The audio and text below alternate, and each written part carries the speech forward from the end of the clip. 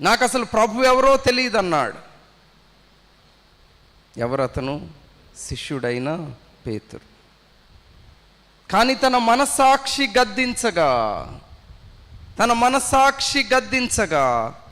తనను తాను సరిచేసుకున్నవాడు, తనను తాను సరిచేసుకొని దేవుని సన్నిధిలో ఏడ్చి మొరపెట్టి పాపమును ఒప్పుకొని మరలా యోగ్యునిగా దేవుని సన్నిధికి చేరువచ్చిన వాడు పేతురు.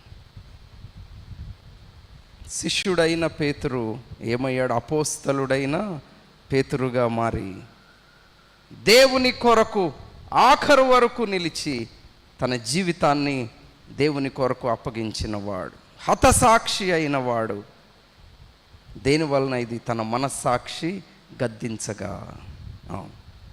ఇది దేవుని ఎడల నిర్దోషమైన మనస్సాక్షి కలిగిన వారముగా, నిష్కపటమైన మనస్సాక్షి కలిగిన వారముగా ఆయనను మనం ఆరాధించాలి.